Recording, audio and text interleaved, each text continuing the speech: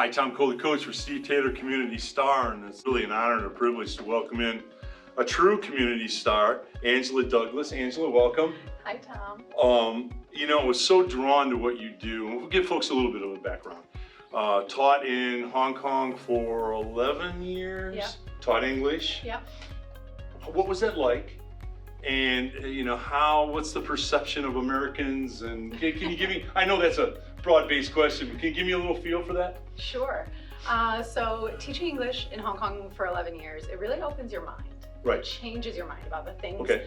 that you may feel are important because you're opened up to different kinds of perceptions, right? Okay. I would say that people in Asia are open, they're accepting. I think that they want a more community feel. Okay. Before COVID, people wear masks not to, Sure. not because they're afraid of you, but to protect you from their Sure. sickness. So I think that's really important to note that what they do is usually for a community purpose, which I thought was very honorable. Yeah. And I loved that. And I loved the community aspect of eating. So the way that they eat, they don't, like Americans, they don't just order their own big dish. Yes. What they'll do is they'll order all the dishes and then we Okay. just share. And everybody so we kinda, put it on the like table. family style, and that's what you do? And that's my favorite because I love eating Is that way. the dinner table in Hong Kong, is it definitely conversational? Oh, yes. They want to talk about things? Oh, yeah. Yeah. Yeah, with a lazy Susan in the middle and everybody, Okay. How were, I'm assuming you were treated very well, 11 years. Was there any difference in the way you were treated, or did it take you to get used to certain things culturally, or? Well, it's funny, because even if you try to use Cantonese, in Hong Kong, they'll use English because Okay. they know that you speak English. Oh, okay. So it's one of those things, because they were a British colony, English is so prevalent. English is everywhere. English is on all the signs. English is spoken. Everyone speaks it. So, but when you do speak Cantonese, they're super impressed. Or if you speak any Mandarin, Okay. they're just very... Because you're trying to do what, it's a deference to them in a way that you can do that. Yeah, I heard that, and I still haven't come close to mastering English, but I heard that it's difficult to teach to people that don't know English. Would you say it is or isn't? I wouldn't say it is, but that's because I love grammar, I love English, I Okay. love all those things.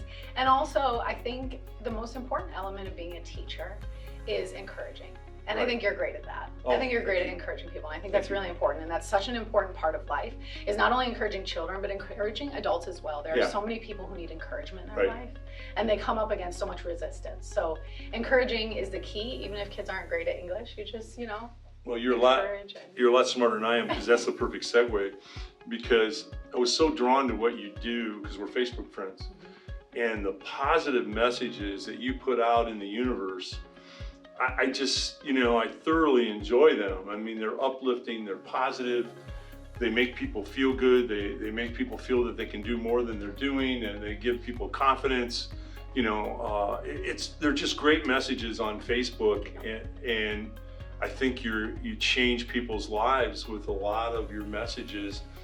Did that just come naturally to you, or is that something you've always done, or how did this come about? That's a great question. It's one of my favorite stories. So Okay. years ago, I had some friends who weren't so great, and I thought that by writing about them on Facebook, I was telling the whole world Right.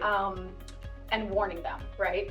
And it was back when Facebook actually, you had to log into a computer. Okay, right. So I had come home, I logged into my home computer, I got onto it, and I saw all of these comments and all of these likes, and I almost couldn't believe it. I was in shock. It was almost like viral for those days. Yes. And in that time, I felt like a light had shone on my life and said, in some small way, you have power over these people.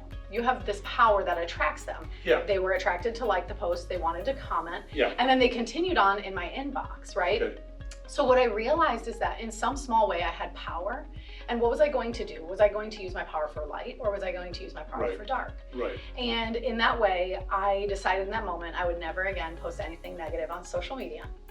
And what I realized is things that I felt had helped me, I wanted to help other people because I had been in a dark place. So because I had been in a dark place in my life, by sharing those things, hopefully the right person would see it when they need to see it. Yeah, well, right people see your messages. They're remarkable. It's interesting to me, the keyboard warriors, some of them, the anger that's out there. It's almost, you can hardly say anything Yes. without somebody coming back on you, and things that gosh, you never even think of. Right. I mean, it's like, you insulted this person.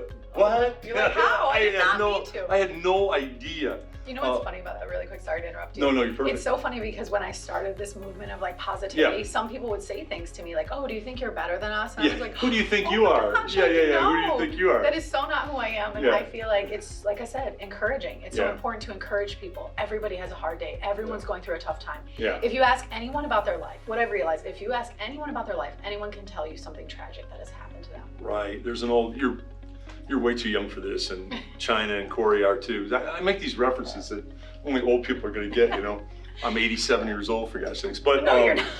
There was a song in the 60s by a guy named Joe South, who was a great artist, sold millions of records, but Walk a Mile in My Shoes is the name of the song. And you know what? Just what you said, Angela, everybody goes through things, and you never know that day what's happened to that person.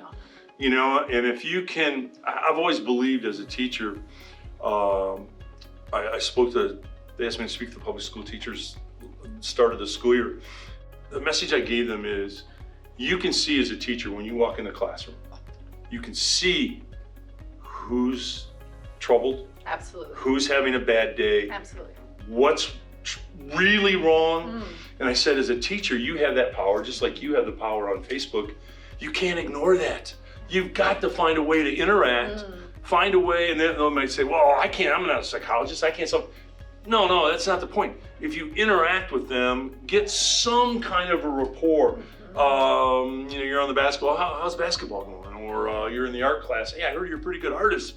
Strike up some kind of connection. Absolutely. Everybody wants a connection, Everyone wants to be seen. Everybody wants to feel like they're important. Absolutely. And be recognized. When you go into a restaurant and the people remember you from the last time you were there, you go back to that restaurant. Of course. Now for me, they throw me out, but I can appreciate that. And but it's a connection, and I think that's what you do. You connect people to positive vibes, and they feel better about themselves. And if you feel better about yourself, you're going to be more successful, right? That's how it works. Absolutely. Doesn't positive attract positive? Absolutely. And it's funny when somebody would criticize, people will criticize you for being positive. Anything. I've had people say, oh, that's fake. You can't be, that positive all the time. I don't know what I am, but I'm being what I am. I don't know. I don't know what that is, but they'll say, oh, you're too happy. It's like, okay, I'll get sad, okay. But you make a difference, and also you do the life coaching. I do, yes. That, to me, would be tough, because you're dealing with adults. I think sometimes they're like a snow car and heavy snow, their tires get in the snow ruts, and they can't get out. I mean, they're used to doing certain things a certain way, and they get the same result, Absolutely. which a lot of times isn't good. So how do you change their life as a life coach? That's great, because I was just thinking about that. And even with everything that we're talking about, right, it takes mindset work. Right. You have to work on your mindset. So there are two types of people in this world. People with a fixed mindset and people with a growth mindset. Right. And sometimes it's very hard for people with a fixed mindset to see that there can be growth, because they believe that talent is fixed, that certain traits are fixed. But anything can be improved upon. Right. If you're open and willing to believe that. Right. And I think too that sometimes people misinterpret. They think somebody's successful and they think, oh, they just have so much talent. Yes. If you really know the person, it's hey, they've worked as hard as you could possibly imagine, and it wasn't quick and easy. I rarely know somebody that was just quick and easy. They hung in there, they persevered, they kept trying. A lot of failure. And they took the failures and said, okay, what did I do wrong here? Let's recoup, let's go back, let's do it again. And there's nothing easy about it. You have to hang in there, you have to work hard. And if you're fortunate, then you're fortunate, but it's not quick and easy. They think it's quick and easy, and it's not. Right. And also, do you believe that sometimes you gotta make yourself uncomfortable? Oh, absolutely. People get in their comfort zone. You probably see this all the time. This is my comfort zone. This is what I do. I never do that. Right. Sometimes you have to do the I'll never do that. Absolutely. And you grow. Absolutely. And if you're not uncomfortable sometimes, you don't grow, right? And we just say that's a deal. Definitely. I was actually just teaching on this topic earlier last week, and I was teaching how to go from your comfort zone to a growth zone. Yeah. And what that takes is moving from comfort into a little bit of fear. Okay. And once you move beyond that fear, you're able to learn. And once you're in the learning zone, then you move into growth. Right. So that takes getting uncomfortable and doing things you've never done. Right. You've got to, stretch yourself as best you can and be willing to try. And people say, well, I'm not any good at it. Well, wait a minute. The very thing that you think you're not any good at might be something that you really turned out to, Walt Disney was fired from his first job. You probably already know this. Yeah. Fired from his first job because they told him, hey, Walt, you're not really a creative guy. Yeah. I mean, you have to understand that when people, when they evaluate you, sometimes they're not the best, they're not spot on, right? Not everyone's opinions matter. Right. Not everyone's opinions matter. And I think it's really important to know that even if you failed at something, it doesn't mean you can't do well at it if you don't try, right? Yeah. You have to try. I saw a great quote somewhere that said, you think that I'm lucky, but I've just failed more times than you've tried.